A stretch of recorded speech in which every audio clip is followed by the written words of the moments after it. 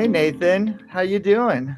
What's up? What's up, Gary? It's good to see you again. It's been a long time. Me and Nathan did an amazing podcast on his show called "We Are Already Free," and you guys should definitely check out that podcast. Super inspirational, and I'm a big fan myself. And I'm just so excited to have you on, all the way from across the world. Oops. Sorry about that. It's good to be here, man. It's an absolute pleasure to be back. And actually, it's just so honored that I get to come on your podcast Uh, this time. It's very cool. it's my privilege to have you on. You so Nathan's a special guy. I we actually didn't know each other before you invited me on the podcast. And we had a really Mm. exciting conversation. I think we're so aligned in our approach to helping people. Um, and so I think you guys will enjoy this conversation because Nathan has a lot of wisdom and a lot of things to teach us. And I wanted to start with this, Nathan.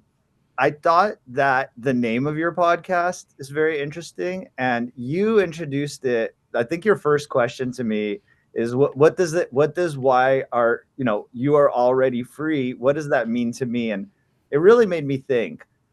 I ask everyone. I brought it up to other people. I'm like, what does that mean to you? And I think in this time where we've had a political change, at least here in America, I wanted to Mm. bounce that question back to you. Why did you name your podcast, and what does it mean to you? I have a feeling I know, Mm. but what does it mean to you? Oh, that's such a great question. And it's so fun to have that bounce back at me. I don't think that's ever happened before.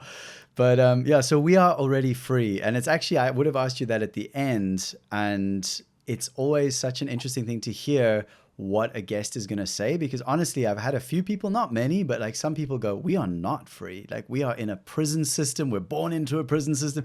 And that's been amazing as well. But I just love like I say to everyone, I'm not expecting an outcome. I just want to know what that brings up for you in this moment. And because you've already been on the podcast twice, I've had two different answers. And now I wish I'd gone back and listened to those before this episode. But you've asked me.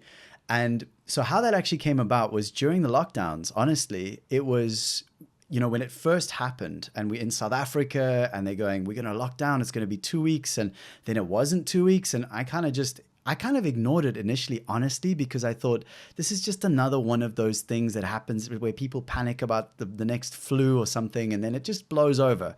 And it didn't, obviously. And so it reached a point where I started posting things on social media, just like statistics. Do you know that most of the people who are struggling with this are like have multiple comorbidities and are already in a really bad state? And things like that, which I thought were very sensible and kind of like, yeah, we just look, there's other stuff going on here. And it just created so much polarity and so many arguments and people blocking each other and attacking each other. So I just went quiet. But as you know, I'm a musician, I'm a songwriter, I'm a poet, I'm a communicator. I'm here to speak and to share messages.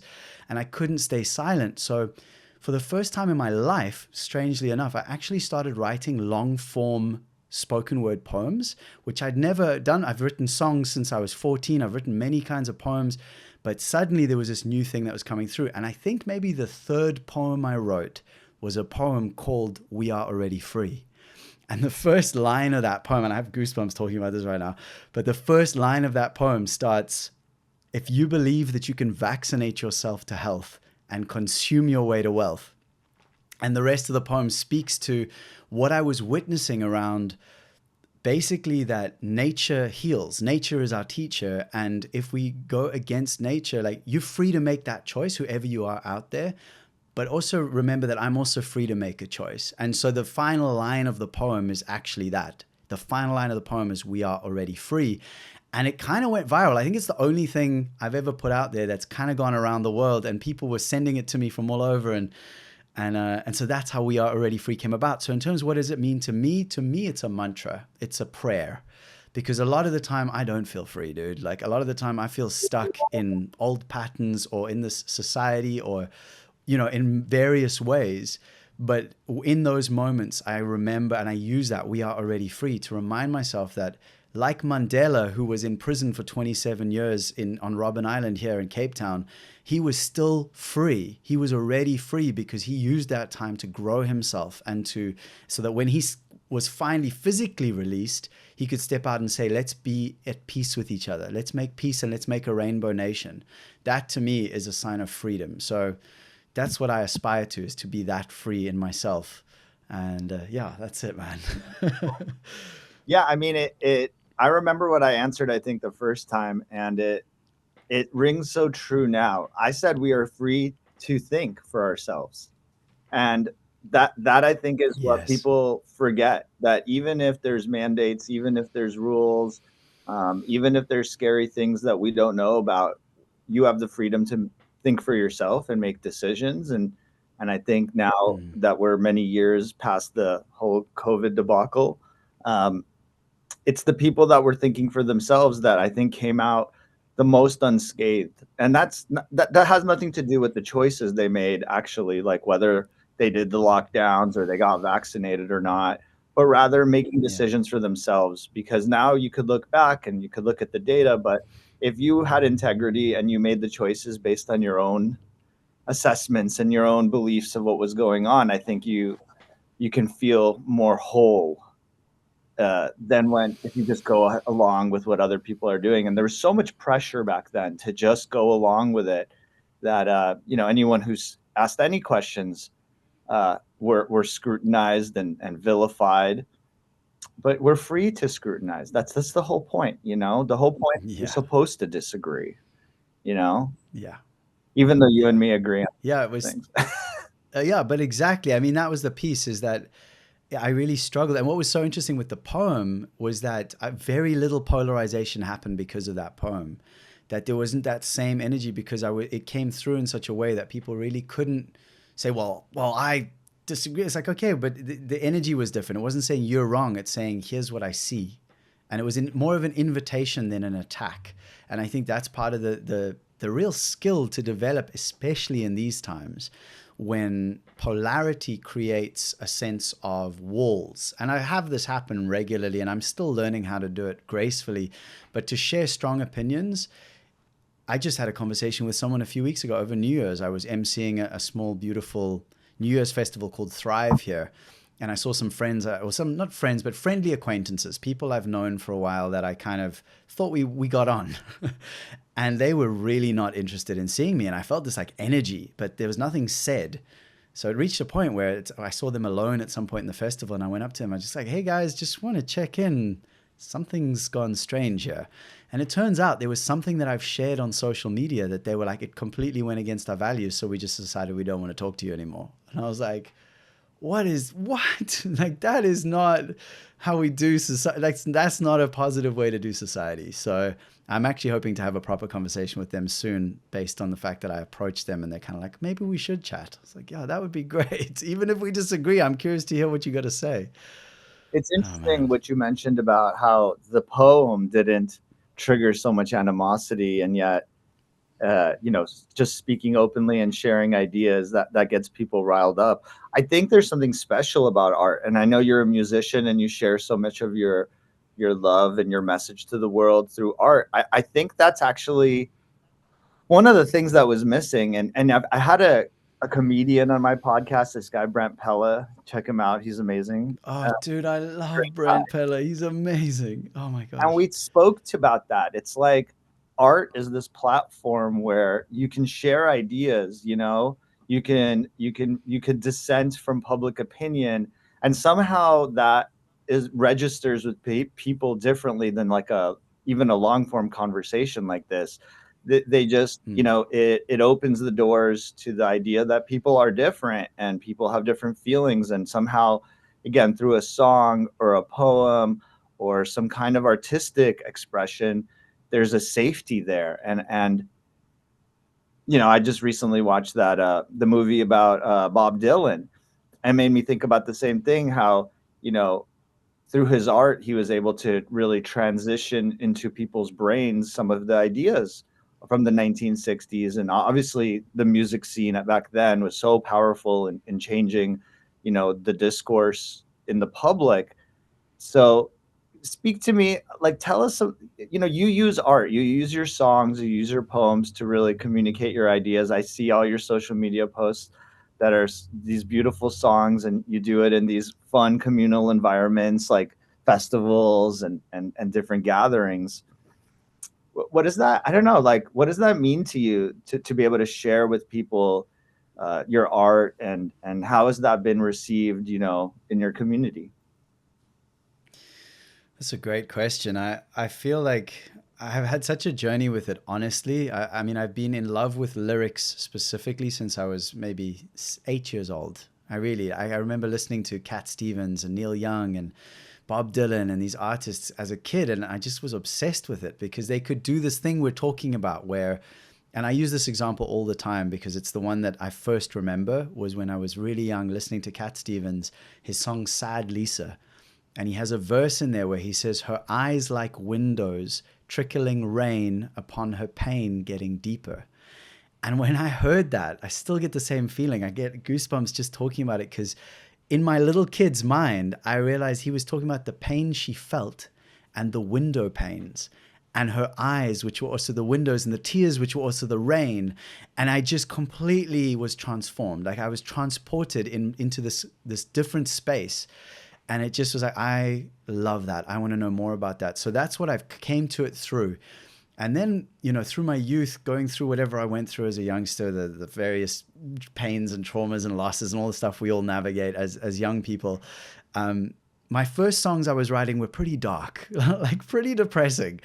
And I reached a point quite quickly within a year or two. By the time I was like 16, 17, I was going, if I write songs that just focus on the darkness, I'm going to miss something. Like I'm going to miss out on this whole other piece of life. And so I started to consciously choose to write songs that, even if they are about dark and challenging things, like depression, for example, that they hold they remember the light, and they remember that it's all transient and that there is always like a beautiful outcome. I mean, I'm thinking of a song now that is more recent, and it's not really a dark song, but even the end of it, the whole song is basically asking the question around this mystery, like what does this all mean? What the hell are we doing here? This is crazy. And yet the final line, in a very subtle way, without telling anyone anything, just offers this little hope, this little moment of like, and I think that's kind of what I've so enjoyed. And so my own journey was I played music professionally for 10 years. I was a singer-songwriter. I had a very successful Patreon page for a while. But honestly, I burnt out, man. I completely burnt out. Like I crashed and burned, and I had to let the Patreon go, let go of what I thought was my career. And I had to do that so that I could move into what I'm doing now, which is this, and I honestly cringe to say it, but life coaching. I do not like that term. I still wrestle with that term. I think because it's, and the reason for that is it's so easy to just do a certification and call yourself a life coach and have zero of the actual depth of life experience and capacity to hold space that is really required to support someone in that way. So I said it. And there's a beautiful saying. It says, God grant me the wisdom of a 24-year-old life coach. Oh, no, sorry. God grant me the confidence of a 24-year-old life coach. That was it. And anyway, but that had been calling me for a long time, this actual space of medicine, of facilitation, of space holding, and of supporting people on their journeys of transformation. And I was already doing it with my music. My songs are all deep and meaningful. And I was playing house concerts and playing, very intimate experiences. And what I noticed was that people would have these big transformations, like heart-opening tears, laughter, connection. And then they'd go back to their lives, and within days or weeks, they would just be back in the rut, like back in the same old story. And I've noticed the same thing since, through my work with plant medicines and through the various breath work, all these other things. If the transformational experience is not supported by preparation and integration, it often has very little long-term impact, if any. And so even in that time, I had this feeling of like, I would love to be able to support people, like share the music and then go, okay, this, what you're having now, if you really want this to stay in your life, like let's talk, let's work together, and I can support you in that.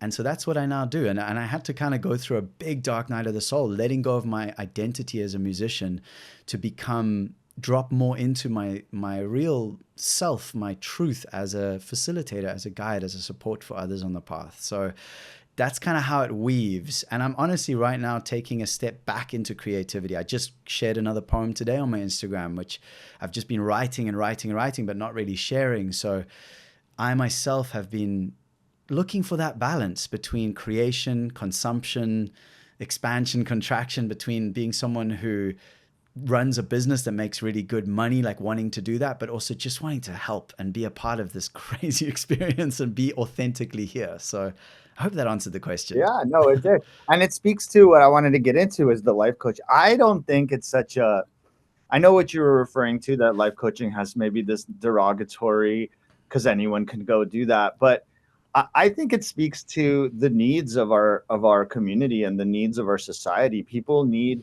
more than just an escape in a festival or in a concert. And the days of, again, I think maybe in the past there was communities built around music and bands, and you know, uh, that was part of our culture. Nowadays, music's become a lot more sort of like who's hot now and who's out, and there's a lot less political or spiritual, emotional, community building aspects to it. Even though I know the festival scene has some of that, as far as like independent artists or groups, they don't have that kind of following. It's not really about that the way I think it used to be. Even when I was a kid in the 90s, so many of my people that inspired me were band leaders and just musicians that wrote beautiful poetry, and I loved it. Like that, I grew up with the music of grunge and alt rock, and I think a lot of that had, at least for a young Gary, was very much a community. It was a community of people that were maybe frustrated with what was going on and letting those feelings out through their songs and listening and going to shows. And now there's less of that.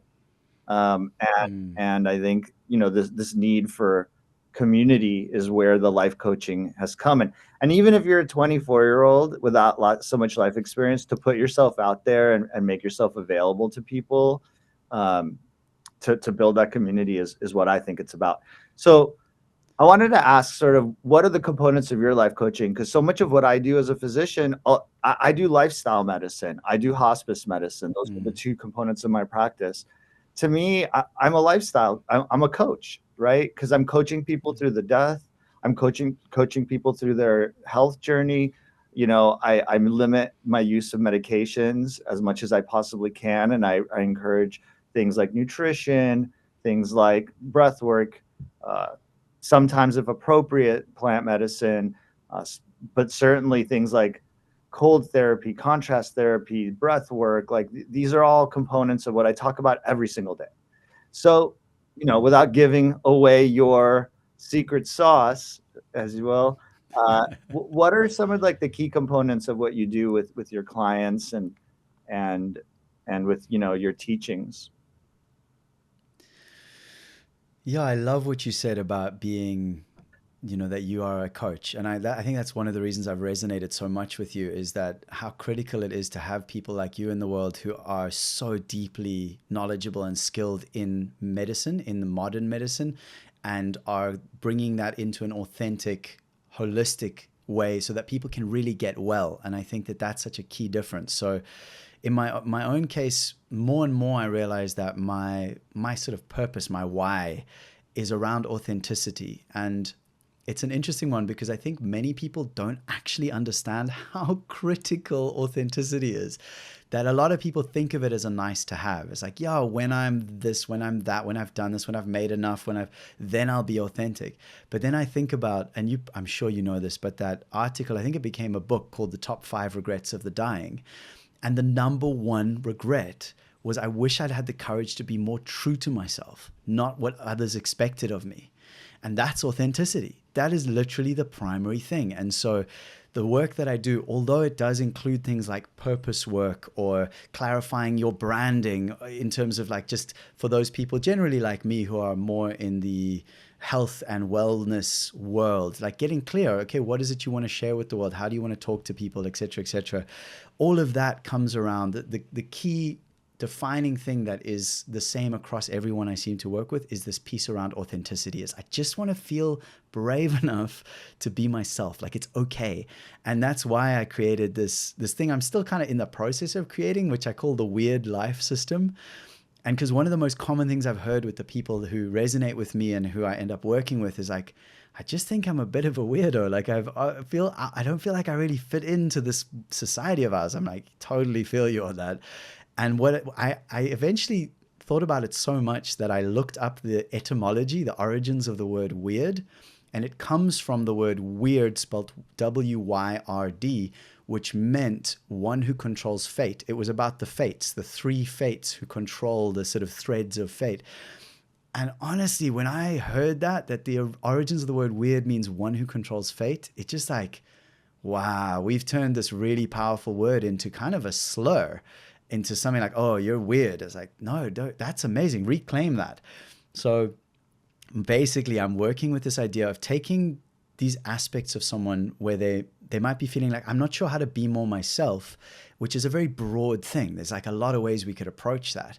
And so I very simply, and within the first session, I'll usually do this in the first session, is we go through weird, which is well-being, expressing, interconnecting, resourcing, and dwelling. So well-being being the kind of stuff like mental, physical health, spiritual health. How are you doing just in yourself, in your wellness in the world? Expressing being your purpose, your a little more about authenticity, about your vision for your life. Your like what is it your creativity? How do you want to bring your unique voice through? What is your unique voice? Interconnecting being around relationships. How are you relating with your family, your friends? Resourcing being around the very practical things: money, time, energy, career. Like how are those things flowing? How are they connecting to the other parts? And dwelling being home environment, work environment, nature. How is your relationship with these different areas?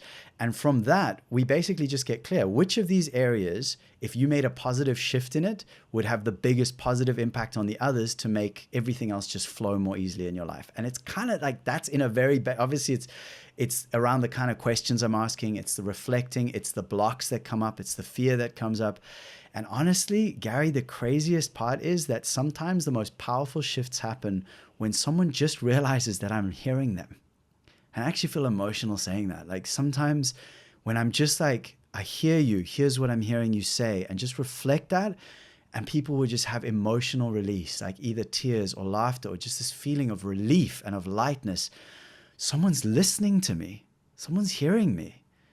And so, yeah, there's many more layers to it than that. But on the foundational level, it's about giving people the space to just show up as themselves with everything that contains.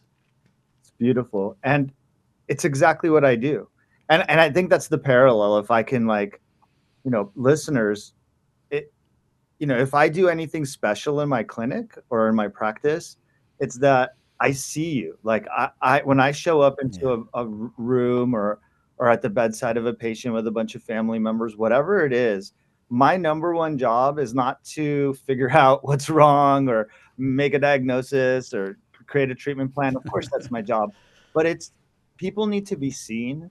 They need to know that their journey is theirs. In the to try to medical term it, I'm like, you're an N of one. Your experience, Mm, your health journey, all of that. That's special to you. That everyone is not the same, and then that echoes back to your concept of weird. It's like, well, we are all weird. Everyone has their own journey. Like everyone has their own subtleties.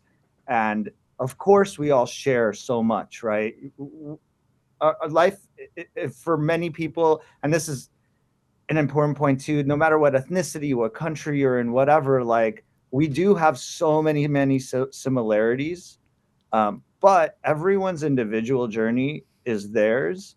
And I think when you acknowledge that, that's when you can start breaking through and finding how you can actually help someone. And that acknowledgement, right? That's what you're kind of saying. It's like acknowledging that to someone, letting them feel like it's okay to feel like an outcast. We all feel like an outcast sometimes, totally. feel like there's something wrong with you. And it's like, I used to always say there's nothing wrong with you. You're fine. This is part of it. And now I'm starting to realize part of it is letting someone allow them to accept that they're whatever it is they're going through, that's real. It's real, and I see Yeah. you, and I'm here in your terms. Like I'm listening to you, and then that's where you start getting into the work. The work is when you Mm. can break through these facades that we build, these sort of, oh, Yeah. I'm like everyone else. Oh, I belong to this group of people or that group of people, or I'm affiliated with this religion or ethnicity or culture or whatever. When in reality, no, you have your own life. You have this, you wake up, you're alone. Even if you have a partner next to you, you're in your head alone. Like this is the experience that we all have. And by starting with that acknowledgement, you can allow that person to find their authenticity. That you can start tapping into that instead of, you know, society, which very much tries to put us in groups because that's how you sell stuff to people is, oh, this group of Yeah. people, I can sell this to them. And that group of people, I can sell that to them. It's not a good way to help people because people need to feel their authenticity and their individual journey. And so it really makes Totally. sense what you're doing. And then the weird acronym is really good because it sets up all the components of life that you need to think about to make a change, right? It's like you have to separate life into these, like dwelling is a good one, like the environments you're in. They affect so much about us. My wife really taught me that. I didn't used to believe it. I used to think about it into terms of psychedelic medicine, where the set and setting, the people, and the environment so much affect your experience, whether it's good, transformational, or bad. You know, um, my wife really taught me that by putting emphasis on your home, like not like the nice stuff, but like the lighting is right. There's some flowers and some greenery and there's some natural woods and it doesn't all feel cold and weird, and you're not just picking things that are cute but things that feel good and remind you maybe of your childhood or remind you of where you want to go into your future, and let that environment inspire you. And that's just one piece of your acronym, but that's like a cool way to break down someone's life and then do the work where it needs to be done. And so it's really smart, Exactly. really smart way Thanks, to man. set people up to think more Thanks. critically. Yeah. Exactly. And it kind of takes the pressure off as well because it can be, I mean, one of the things I struggle with and have struggled with is overwhelm. Is like I could focus on a million things. There are so many things that feel urgent and important for right now. And what I find is with the weird, and I'm actually thinking of adding a second D so it's not like spelled correctly. So weird, duh, because I kind of think that divinity, like spirituality, should have its own piece there because it is just so important. I kind of got it in well being right now, but it just feels like that needs its own piece because it's for me at least, and for I think many people, even those who are like, no, I just don't get religion, God is da da da. But everyone I ever talk to has some kind of an awareness or a calling for something beyond themselves, like something bigger. There's something behind all of this, and I want to kind of talk to that more. So, what I love about this is being able to go through it and then just go that question of like, if you could only focus on one of these for the next 3 months, and the one you think would just have the biggest positive impact on everything else. For many people, especially at first, that is well-being. That is, you just like physical, mental health. How are you sleeping? What are you eating? Like that's that. How are you moving? Until, as we all know, and you obviously, like this is so much of the foundation of healing work is like, if you are not feeling well, nothing else matters. Nothing else will ever feel great. And so I love that. And then I'm actually in the process of doing a somatic coaching certification with the incredible Body Based Breakthrough. The teacher's Matthew Cook. He is phenomenal. I had him on my podcast.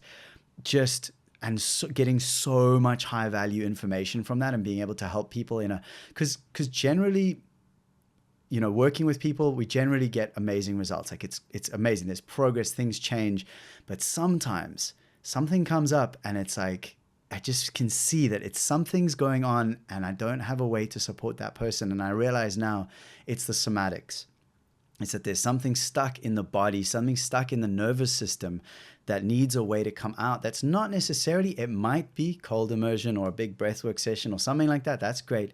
But for some people, what I love about the body-based breakthrough system is it's so simple. Like it's so much simpler. It's almost embarrassingly simple, but it's so effective. And it does that thing of removing the overwhelm and just getting clear on like what is the next inspired action that I can take that is going to move me forward. And I think that's one of the things I enjoy helping people with the most, is moving from that thing of like there's everything to do to I know what I'm doing next. That's what I can focus on. And I think that makes such a big difference. Somatic work is so important. It's sad to me that it's considered an alternative medicine, which it is. It's Right. not even like when people most people don't know what we're talking about. I actually on the Oh, last cool. season had somatic therapist on, and we had a whole conversation, spent an hour talking about it, mostly like as an introduction of what that is. And again, I think it's because it's such a simple foundational Right. thing that again is lost in our society. And I think it comes down to, you know, a little bit of my hunter gatherer sort of philosophy of like getting back to, if you want to really think about your health, you just do what we did thousands and thousands of years ago before all this modern technology and modern society, because that's how we lived for the vast majority of our existence. And that's where health comes from, is getting back to our roots, getting back to our hunter gatherer origins, getting back to nature, because that's how we evolved with 100%. nature. So I don't want to belabor the somatic thing because there's so much to talk about. But if you guys are listening and you're like a bit confused about what that is, definitely check out that other episode I have, because it really is a good, just like a foundational, like what is somatic work. Um, but I actually want Totally. There's also the, to go ahead.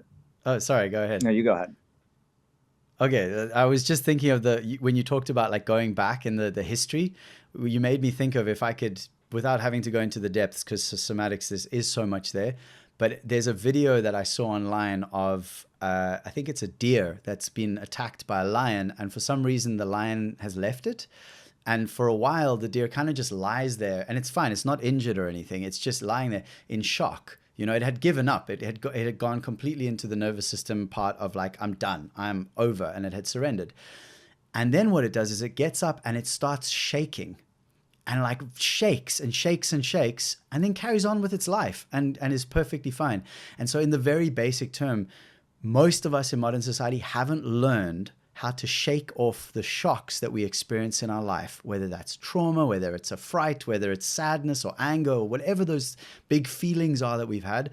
Those things get stuck in our systems. And somatics at a very basic level is just learning how to give the body the chance to express those things so it can let them go and you can be free to just be yourself again in a very, very simple way.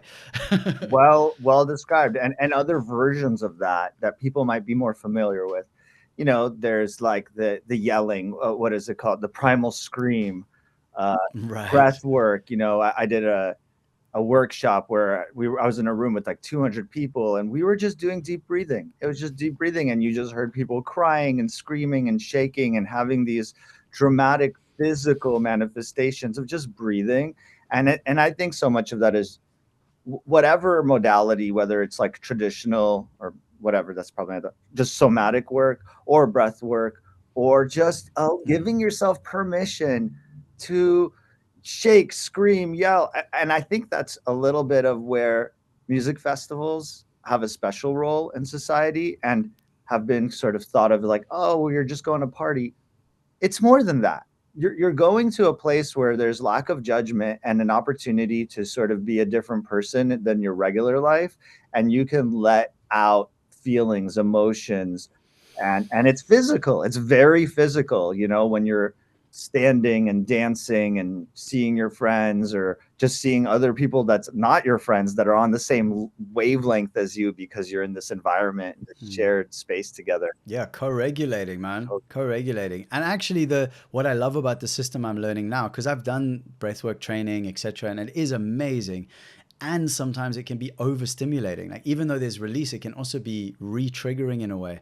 And what I love about the system I'm learning now, it is so simple. Like I can guide someone sitting in their chair and just having a journal open in front of them and just very basic stuff. Like it's so I'm loving that way because I have a tendency. I think that's why it resonates with me. Is I have a tendency to be like, I want to do all the things. I want all the medicine, the plant medicines. I want the breath work. I want the ice baths. Like I need to go as hard as possible because then I'll be better. And it just has not worked, man. Like so, I find that being able to actually become gentle in myself and choose pleasure and choose flow has been like big medicine. So yeah, I definitely, and I love what you're saying by the way about festivals because you get that co-regulation, you get that release, you get a chance to exactly like to regulate into a different space and a state of being with other people. It's beautiful. And let's talk about a different version of that kind of co-regulation and group healing that speaks to your second D, the divinity part, the spirituality part. So that's where I think we've lost our way with religion.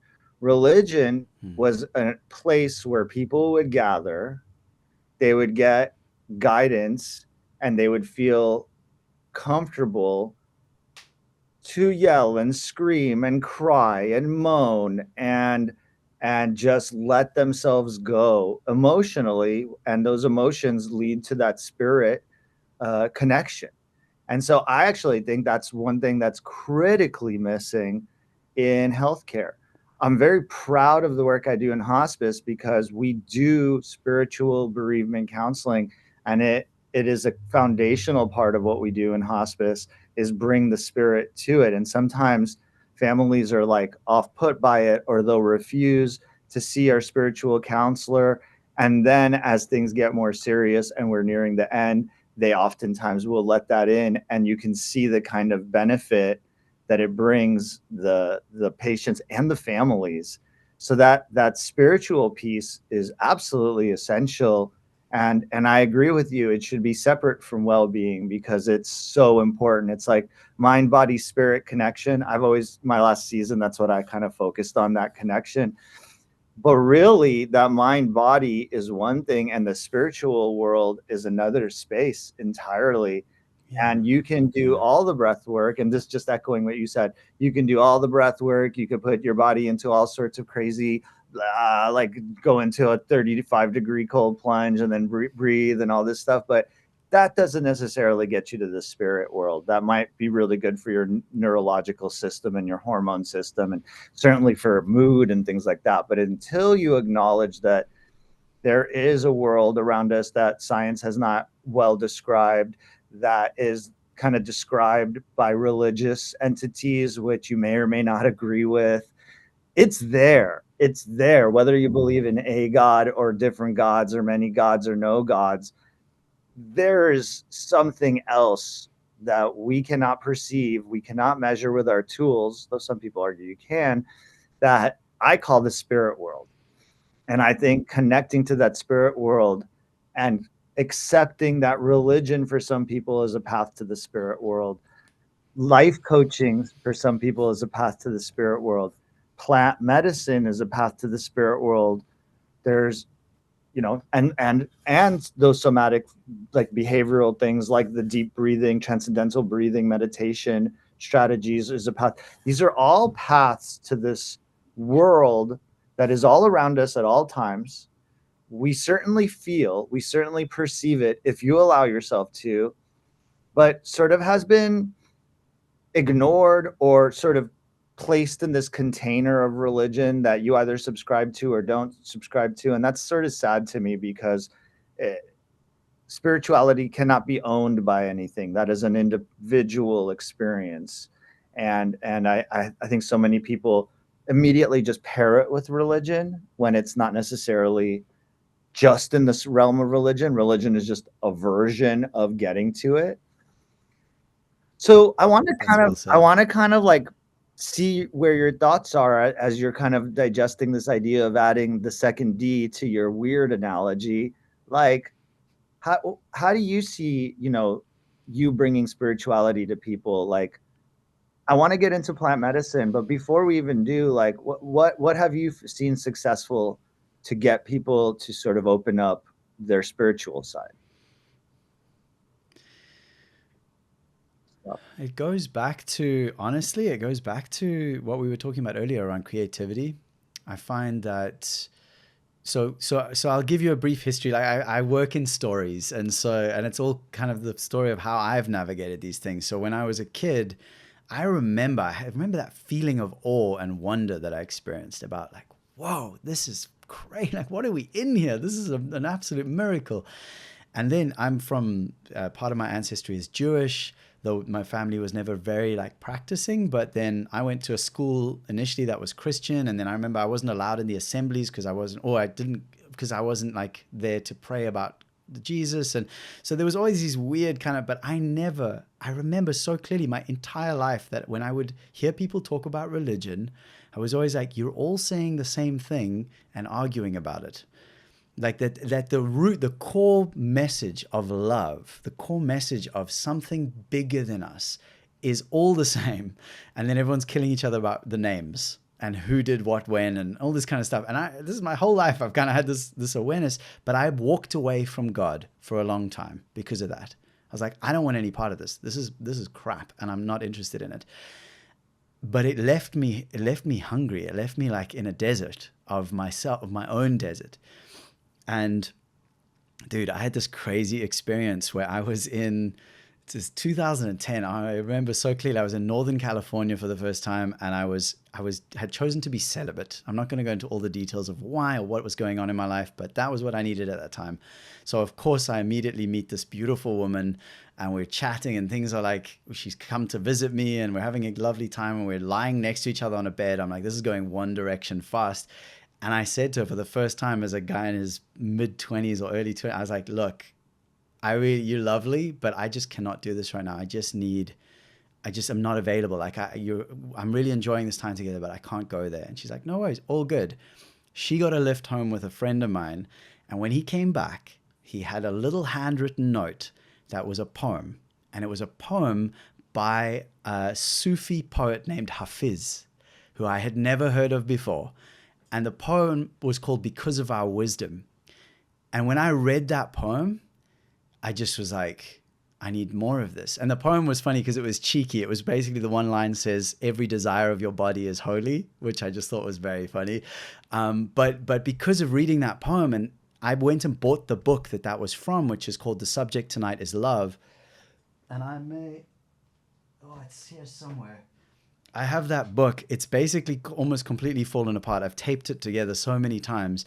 But reading those poems in that book, it was the first time I really felt like I saw someone else who got God the way I always had, but had thought was wrong. The way that this divine friend, this humorous companion who is just filled with love and joy and just like a sense of enoughness, that it's okay, that yes, this is a crazy experience and I'm here with you.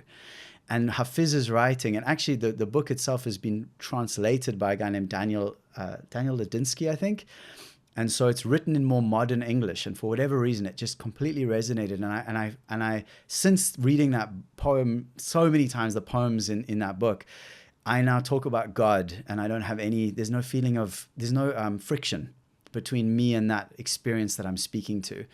And so in terms of how I support others with that, I think for me, it's really around that remembrance of how crazy it is. There's one poem in that book where he talks, it's called I Follow Barefoot. And I don't know any of these off by heart, but he's basically says, he's talking to God, and he's like, I long for you so much that I follow your footprints in the mountains that are like faded away because you walked here so long ago. I long for you so much that I go places I've never been before. I long for you so much, etc. And at the end he says, Hafiz, there is no one who is not looking for God with as much humility, joy, and courage as they possibly can. And to me, that's what I want to remember together, is that we're all looking for God, and we're all on that path, and we're all just so hungry for that divine experience. And so my intention is to bring that through in everything I share. Even if I really disagree with someone, we came here so we could have the experience of disagreeing with each other. And then we return home. We're all going home together. And a lot of my songs talk about that, like this experience of moving in and out of infinity, like going to the infinite. To me, God is infinite. It is a synonym for infinity. What happens when you've gone as far as you can in every direction, big and small, and in and out, and forward and backwards in time and space? And when you've just filled every piece of everything that could ever be, you arrive at God. That's what God. It's the thing that is contained in everything, and everything is contained in it. It's that's God. And so then for infinity to be infinite, it has to have the finite inside of it. It has to have the part that feels separate, that feels like, oh my gosh, I'm here and I'm in this body and it's super weird and I don't know what I should be doing. That's where we are now. But that's still in God. It's just like, anyway, so that's how I try to bring it through. It's just by being it and honoring it and living it and sharing it with as many people as want to listen, basically. It's beautiful. It's a beautiful idea that you found God through poetry. That's a That is actually. special, special experience. And I think that's what I was trying to get out of you, because that's really the message. The message is not that if you believe in a certain God and a certain book, that is wrong. We're not saying that. That's your version of it. No. That's your version of it. I don't like the idea that some people think that, oh, I'm right and you're wrong when it comes to God. That's my one quarrel with religion. And I used to have Yeah. many quarrels with religion. In my early 20s, kind of jumped on that sort of that militant atheist idea. I was really disillusioned with religion, and I could only see the negatives that it brought. And it pissed me off at that time in my life. I grew up Jewish. My parents never forced me to be religious in any way, but I certainly always sought God, and I did not find it in these traditional ways, and I developed a hostile attitude towards it, which has since Yeah. completely faded as I realized that the only honest problem that I have with an organized religion is when someone believes that I'm right and you're wrong, because I just think spirituality is bigger than that. God is bigger than that. If you truly believe any of the teachings of any of the main religions, it's that we are all God's children, etc., whatever. We don't need but that's like a foundational thing, that we're all in this together. Dude. So Yes. separating I people, have a line. what is it? Dude, I have something I have to, while I'm remembering it. So there's a song that I wrote. I was actually in a very tough space at the time, and it was midnight, and the song came through. It's called Fading Away. It's a very sad song. I don't really share it much. It's not out anywhere online, but it's one of my favorite songs. And the third verse says, wind in the meadows ruffles your hair. Seems God is sighing, lonely up there. God in a box. Ah, what a loss, fading away. And it's exactly what you're speaking to, is this idea of, okay, so if you think God has created everything, which I agree with, I agree that God is the thing that is the force behind everything that ever could be, then how can you say God is this and God is not that? The whole definition of God, and that's why to me, infinity and God are a synonym, because infinity contains everything. And that's a really hard thing to acknowledge at times. Like, I've had moments, and those have been in plant medicine journeys generally, but where I've witnessed something like Hitler or like the worst imaginable things, possibly. And yes, those are still within God. And that's like, that's hard to really surrender to. Like, oh, wow, God literally is contained in everything. All the good Like, things that's and the humbling. bad things. All All, the things. All all. the things. And I think that's so important for people to, when they're thinking about their health or whatever part of their life they're in, to always come back to the spiritual work, the shadow work. Mm. That work is more important, I think, than even what you're eating. Honestly, it's like, and that's, if you guys listen to my podcast, which if you're listening to this, you listen to my podcast. That's the truth. You can do all. You can be in the best shape of your life and killing it physically, uh, sharp cognitively. If this spirit world, if your spirituality has not been given attention, you will always be thirsty, as you said. You will always, something will be lacking, and I certainly experience that. I see that in my patients, and again, I'll keep reminding everyone, The patients are not just the healthy people in my clinic or the dying people in my hospice service. It's everything in between. This is something that's shared no matter what part of your life you're in. If you're a 16-year-old going through your hormonal changes and trying to figure out your role in this world, if you're a 30-year-old trying to figure out your career, or if you're a 90-year-old nearing transition to the other side, for lack of a better word, like that spiritual work is what's going to guide you. And however you find it, it doesn't matter. It's finding it and using that as an anchor point that you can build all the rest of the pieces around. And that doesn't mean you have to be religious, but it doesn't mean you have to hate on religious people. This is so important. I hate this idea of like religion is bad. I hate this idea that somehow we're going to replace religion with science. Science is not a religion. You cannot believe something. You either work with theories and postulations that you can then change, because that's what science is. It's just ideas that can be changed. And so when I hear things like the science is out, no, the science is not. There are facts in science, but most of what we don't know for sure. I mean, I can give dozens and dozens of examples of things that we knew to be true that were then disproven. And that's the beauty of science. But that's not a replacement for belief in the things that we cannot describe, or like you can't replace. It's still a miracle. Science is still a miracle. I actually want to show you something which I'll describe to those listening on audio. There's in South Africa we have these things like the fynbos kingdom, which is a kind of plant kingdom that's unique to South Africa, I believe. Please correct me if I'm wrong, but this is from a protea, and I don't know if you'll be able to see. So this is like an old flower. I don't know if you can see the flower of life in that. So I'm holding up an old flower, and it's got this pattern in the middle Mhm.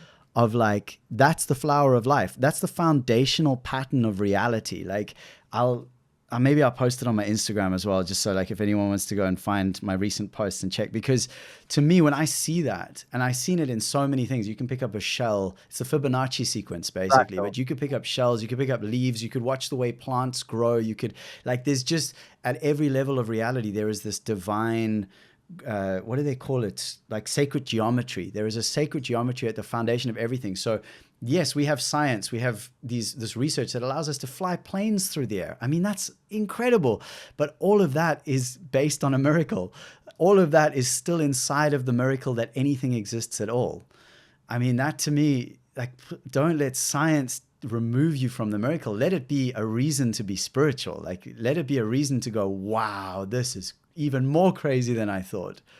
Let the science bolster your spirituality instead of being a replacement or somehow in opposition to the spirituality. Totally. It is a Yeah. tool to describe the world around us, but we will never. I don't believe that we will ever figure it all out. I think that's the whole part of the human experience. You don't get to figure it all out. You have to have faith in No. something.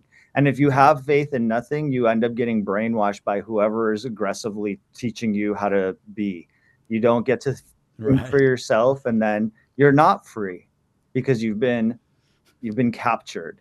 And by leaning into the spirituality, accepting that we'll never understand everything, having faith in something, whatever that is, that's freedom. That's real freedom to evolve into the person that you want to become. Uh, I Totally. will briefly. I think I've said it before, but I was I used to have a hard time saying I would like, oh yes, thank God, or let's pray. Even doing this was like weird to me. I just, as I mentioned, never connected with religion. Always sought it out, found it in little tastes like through music and art and maybe some of the physical work. But for me, I had an experience with ayahuasca that was transformational. I was blessed to work with this couple that had trained in the Peruvian jungle for 15 years by one of these foundational families that does this work. Was in a really tough spot with my wife. We went with no expectations. We were just like kind of desperate for what our next step would be. And maybe I'll describe it in great detail, but just the conclusion was after halfway through the first night ceremony, I immediately knew what I was there for. I got up from the ceremony. He was doing a smoke, the tobacco ceremony part for me. And I was like, oh, of course I believe in God. Oh, of course it's right here. It's right here. And I had a special access to it during that moment. It was Mm. salient. It wasn't this ethereal thing that you kind of are grasping at, or even this transient experience that you might have with music, like this moment, or you read something and Yeah. you have this moment. It was more like, oh, you are here with the spirit world. You are in it. You have a special access to it. And changed my life forever. It changed my life forever because not only did I find sort of an answer that I was looking for, that of course there is God and it's right here and it's not weird. It's just normal. This is just it. This is, I don't know, what everyone's talking about and it's right here. But it made me understand religious people more, because when you find that access point to the spiritual world, it's life changing. It's it's so anchoring. It's so easy to then start layering on top of it, and making better decisions and making more thoughtful moves for yourself and others around you, because you have that anchor point in the spirit world. And so instead of being frustrated with certain things I was very frustrated with like really religious people in my family and people around me, and maybe just some of my own antagonistic ideas from when I was younger, it all fell away. And I was like, I get it. If you go to temple or church and you feel what I'm feeling right now, or even 1% of what I was feeling, then thank God. Thank God you found it. I'm so Mm. happy for you. I didn't get it in temple, but you did. And I'm like, I'm happy for you that you found it. And I'm grateful that I eventually found my path to it that resonated with me, because now I have that, what you had. And I realized that maybe some of my hostility towards religion was because it didn't hit for me. It's like I was Yeah. missing it, and I was actually jealous. I was envious. I wanted that. And despite efforts, it didn't click. In fact, it pushed me further away. It didn't feel spiritual for me. But that doesn't matter if it didn't feel that. If it feels spiritual for you, Jesus, if you connect with Jesus, amazing. Lean into it. Embrace it, love it. And if you're listening and you don't, and someone else in your life does, don't be mad at them. Don't be jealous and envious like I was. Go on the journey. Find your way to connect with the spirit world, because it's there and it's beautiful, and it will unlock so many opportunities, both spiritually, physically, emotionally. All of those wellness components are easier when you have that as your anchor. Yeah, well said. Yeah, it's I think if anything is to go away and look for the similarities. Like if someone is religious and you're listening to this, instead of thinking of other religions and thinking of all the differences that you notice and the reasons why you're right and they're wrong and all these different things, look for the similarities. I think that's, to me, is one of the simplest ways.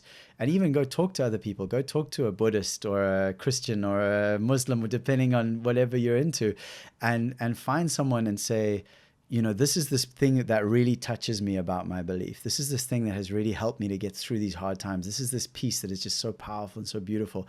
How does that resonate with what you believe?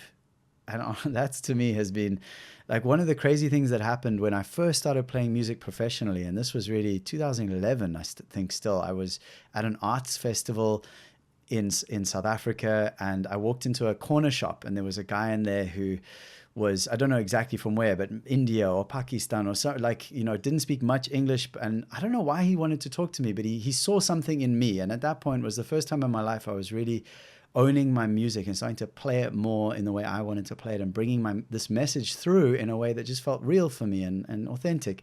But he didn't know any of that. I just walked into a shop, and for some reason, at the end of our time, he said, "Are you Muslim?"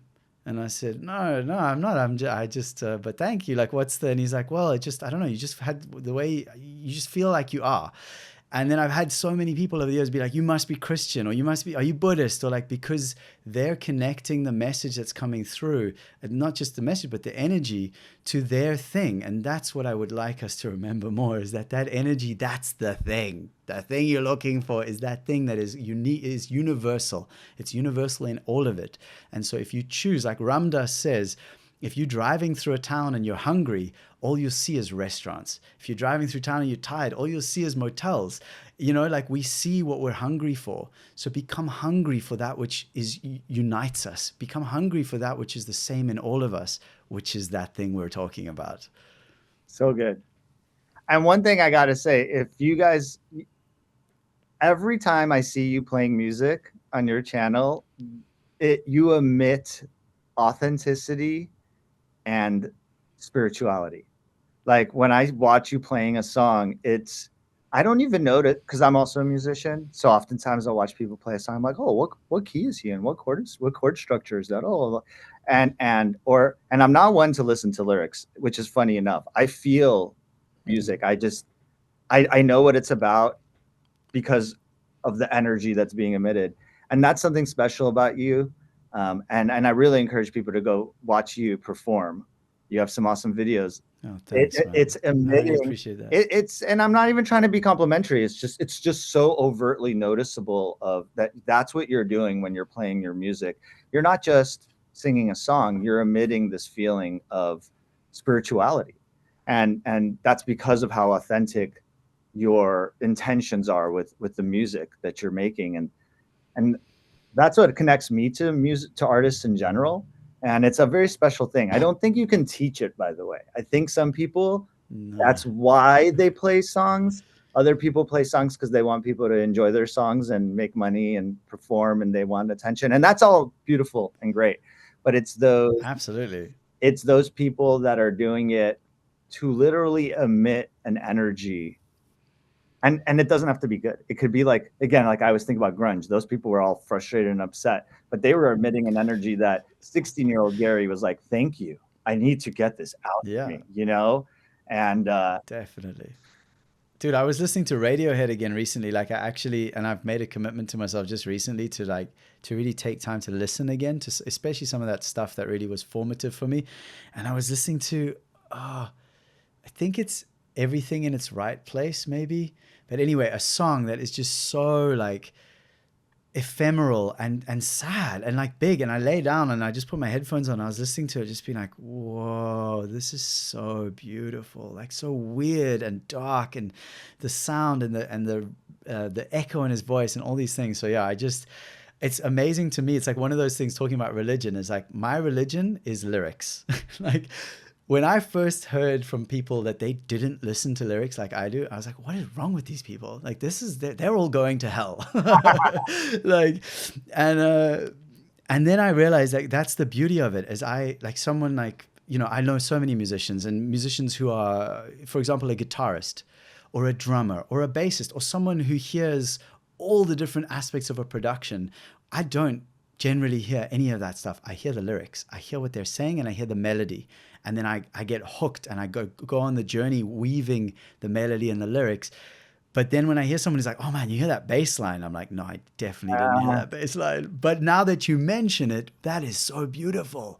And so yeah, there's something just so beautiful. It's the same thing. It's like if I'm curious about those who get drawn to other parts of the song, and this actually brings me to a beautiful realization that I've had that is still like a practice. But the idea of even the word universe, uni meaning one, verse meaning story or song, the one song, as we now know, even with quantum physics and like how we can magnify things and realize that everything that we consider reality is molecules vibrating at different frequencies. And so they must be harmonizing really beautifully for everything to be stable from one moment to the next. What does that mean? That means that the whole universe is a song that's singing itself into being from moment to moment. And each of us is an intrinsic part of that whole. So Christianity, Islam, Buddhism, no religion, all of it is part of the song. It's all singing itself. And I actually wrote a song called It's All Music, which was really about that feeling for me. And it helped me again, it came through in a dark time, and it came through to remind me it's all music. Feel all of this resonating. When we feel it resonating together, we have a chance to enjoy the song. And actually, it comes down to joy. I'm gonna read you a little like thing that I just wrote down in my notes recently that was, I don't know where it came from, but it just came into my mind, and it was, if your gurus, and you could say if your gurus, your teachers, your religions, your priests, whatever, if your gurus are not laughing, what do you hope to learn from them? If your gurus are not laughing, are not joyful, what do you hope to learn from them? And I think this is such an important question, because what I believe now is, like, no matter how big the fires are, or how brutal the wars are, or how gnarly the loss is, or how terrible the pollution is, or whatever these things, is to come back to a place of joy and a place of laughter is exactly what God wants for us. Like, and because this is just what it is. It's all happening, and it's going to keep happening. The light and the dark is going to keep happening. We can choose to be joyful. As the Honikuin say, the tribe I sit with ayahuasca with, they say, so alegria. All is joy, only joy. And they say it sometimes in the most darkest parts of the night, like when the most gnarly shit is coming out and you're like, this is the worst thing I've ever experienced. And they'll go, so alegria, only joy. Remember, you can choose joy. Such an important message. And the the joy is the perspective. Life is a Yes. series of maladies, good things and bad things, and everything in between. And anyone who thinks they're going to find some groove and everything's going to be perfect, they're living in a fantasy world. But that attitude that it's you don't you get to live this life. It's like it's an opportunity. Every single second is an opportunity, and that's why we're having this podcast, because I think what we're talking about here as we start to wrap up is that we just weave through music and somatic work and psychedelic medicine and religion and spirituality. And I would say the one sort of unifying thing is that it's a vibration, and that vibration is never ending, and it's a moving target. All of this is a moving target. There's no version of it where you figure it out and you're good. Anyone who's done any work in health, spirit, physical, like any bodybuilder to spiritual guru to musician, anyone who's doing any of this stuff, they're constantly adjusting, changing, evolving to the moving target that is this vibration that unifies all of us. And as soon as you can embrace that that vibration is never ending, it's always going to include the good, the bad, the ugly, and everything in between. And being grateful for the opportunity to experience that is how you actually have a good life.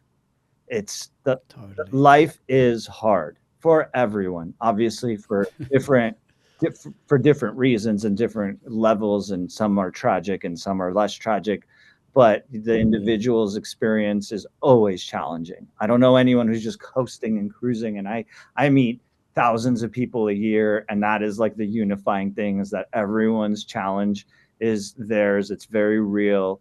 I try to see them, I try to acknowledge them. And all of the tools we talked about today are the tools that have been around for thousands of years. Nothing we talked about is expensive. Nothing we talked about you really need to do very much to get access to. You know, you can write a Yeah. poem, you can enjoy a song, you can go meet with a community of spiritual leaders, you can find people doing whatever modality that we talked about that speaks to you, and just and just embrace it and believe it, and then it will be of service to you. And I will just say as well that the kind of final piece here, the closing piece for me, is that nature understands God, like nature in its evolutionary expression, which we can all acknowledge as humans we've kind of moved away from a little bit at this point, but that doesn't mean it doesn't affect us. So like what you're talking about with sapien, like this idea of we have an evolutionary directive, to me that is God, that God has said, yes, this is an impossible experience that's never, it's forever, it's an infinite experience. We live and we die and we live and we die, and that's how it is. That's just the way it all works. So let me give you a blueprint for how you can have the best possible experience within that context. And to me, that is living aligned with our biological directives as best as we can and letting go of what we can't control. But like moving our bodies, eating good food, doing somatic work, breathing, being with community, having purpose in life, all of these things are part of the divine directive that enables us. Like we're so free that we could sit in front of the TV eating McDonald's for the rest of our lives. That's how free we are. But it'll be much harder to be in that state of gratitude and prayer and acceptance and joy when we're living that way, because it is outside of the divine directive. So to me, that's the piece. Like heaven and hell isn't somewhere else. It's here. Am I living aligned with the way that this creation has been made for me, or am I living misaligned with it? And it's not a judgment. You can choose it. Do it however you want to do it. But there is a blueprint, there is a guide, and it's very not complicated. And you talk about it all the time in your work and on this podcast. And so, yeah, I think anyone listening kind of knows what we're talking about. But that is the piece. It's a practical application of this very divine ass thing we've been discussing here. Exactly. Wow. Thank you, Nathan. I mean, it's a privilege to talk to you. I want people to follow you. I want people to see this authenticity come through in your songs.